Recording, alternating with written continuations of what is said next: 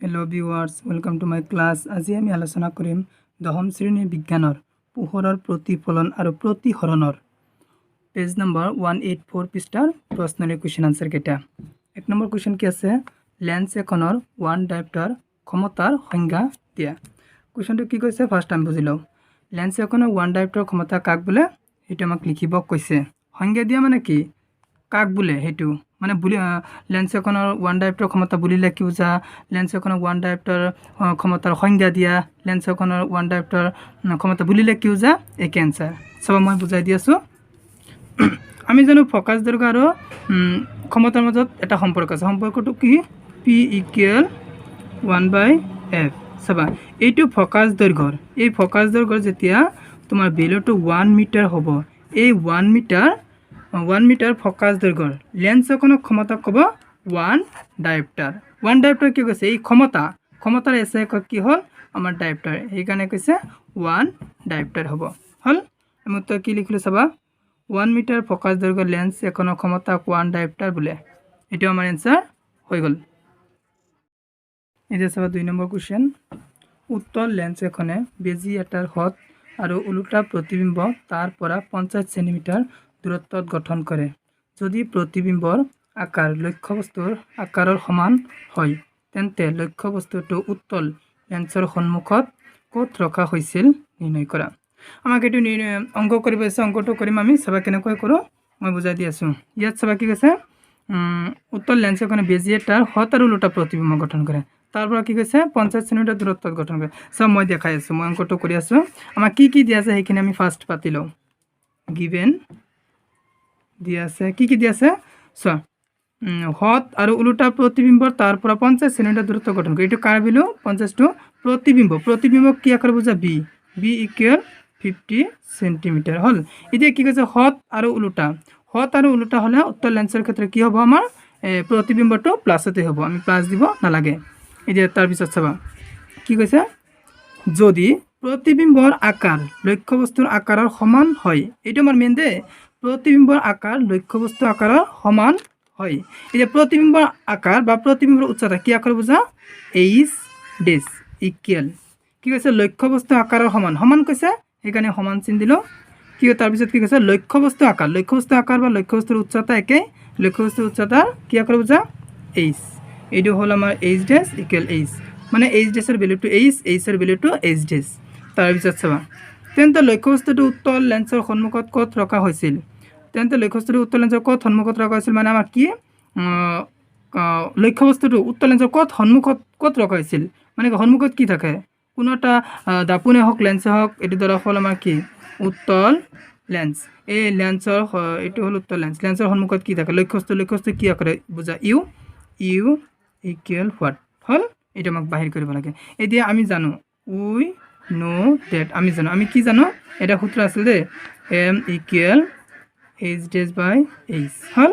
এতিয়া চাবা, এতিয়া হত আৰু উল্টা প্ৰতিবিম্ব কৈছে, হত আৰু উল্টা প্ৰতিবিম্ব হলে এমৰ ভ্যালুটো কি হয় তোমাৰ মাইনাছত হয়, সেইকাৰণে ইয়াৰ সন্মুখত মই মাইনাছ দিলো হল।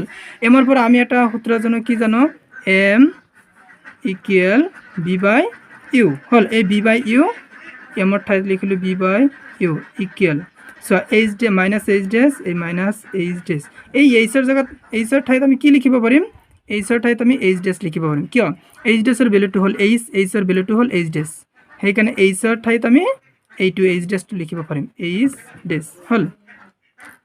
এতিয়া চাবা বিৰ ভ্যালু কিমান, বিৰ ভ্যালু 50, এইটো 50 বহালো, ইউৰ ভ্যালু আমাৰ ওলাব লাগে থৈ দিলো।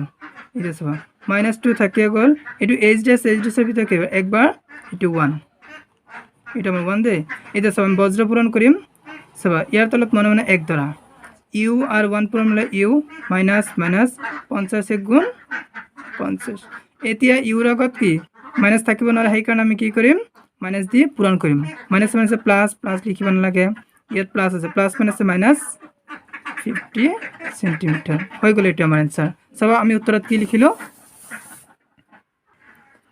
উত্তৰ দিয়া আছে B equal 50 centimetre, H dash equal H, U equal what ওলাব লাগে, উই নো দ্যাট আমি জানো M equal H dash by H, এমৰ ঠাইত আমি জানো কি B by U equal H dash, এইটো এইচ ডেছ, এইচৰ ঠাইত আমি কি লিখিব পাৰিম এইচ ডেছ কিয় এইচ ডেছ এইটো চোৱা আমি পাইছিলোঁ এইচ ডেছ ইকুৱেল এইচ মানে এইচৰ ঠাইত আমি এইচ ডেছ লিখিব পাৰিম এইচ ডেছৰ ঠাইত আমি এইচ লিখিব পাৰিম সেইকাৰণে এইচৰ ঠাইত এইচ ডেছ লিখিলোঁ ইয়াত লিখি দিছোঁ যে এইচ ডেছ ইকুৱেল এইচ বিৰ ভেলু কিমান 50 সেন্টিমিটাৰ 50 ইউৰ ভেলু কিমান আমি ওলাব লাগে থৈ দিছোঁ ইকুৱেল চোৱা এইচ ডেছৰ ভিতৰত কেইবাৰ একবাৰ এইটো এক মাইনাছ এতিয়া চাবা আমি বজ্ৰপূৰণ কৰিছোঁ ইয়াৰ তলত কি মনে মনে এক আছে ইউ আৰু 1 ফৰ্মুলা ইউ মাইনাছ এই 50 ইয়াৰ তলত মনত যিটো এক আছে 50 আৰু 1 ফৰ্মুলা 50 ইয়াৰ আগত মাইনাছ থাকিব নোৱাৰে সেইকাৰণে মাইনাছ দি পূৰণ কৰিছোঁ মাইনাছ প্লাছ এইটো ইউ এইটো ইকুৱেল 50 ইয়াৰ আগত একোৱে নাই মানে কি প্লাছ মাইনাছ প্লাছে মাইনাছ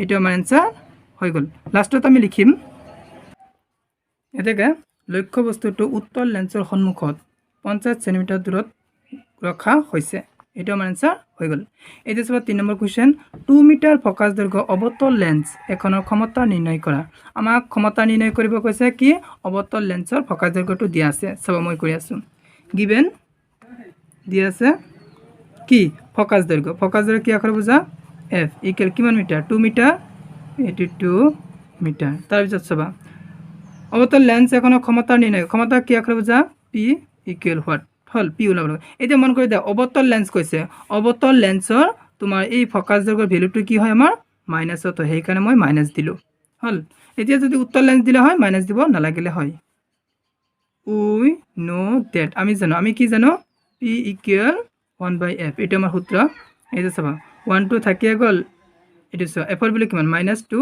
এটো -2 হল এতিয়া এই 2 দি একক হৰণ কৰিম চাবা 1 2 2 একৰ ভিতৰত না যা দশমিক দিলে 0 2 10 এৰ ভিতৰত 5 বার 2 5 গুণ 10 10 এর পর 10 গুণ 0 আমি কি পেলাম -2 থাকিয়ে গল 0.5 হল p মানে কি ক্ষমতার এসআই কি ডায়োপ্টার এটা আমার आंसर হয়ে গল সব আমি উত্তরত কি লিখিলো উত্তর দিয়া আছে f ইকুয়াল 2 মিটার মানে অবতল লেন্স সেই কারণে আমি তার আগত মাইনাস দিছো p ইকুয়াল হোয়াট আমি ওলাব লাগে উই নো দ্যাট আমি জানো যে আমি কি জানো p equal 1/f p equal 1 1 f এর ভ্যালু কিমান এই -2 এটো -2 পাইছো p ইকুয়াল এটো কি -2 থাকে গল 2 একক দি হৰণ কৰিছো 0.5 পাইছো p মানে কি ক্ষমতাৰ এসআই একক কি ডায়োপ্টাৰ সেই কাৰণে দি দিছো এতেকে 2 মিটাৰ ফকাছ দৈৰ্ঘ্যৰ অবতল লেন্স এখনৰ ক্ষমতা হল -0.5 ডায়োপ্টাৰ এটা আমাৰ आंसर হৈ গল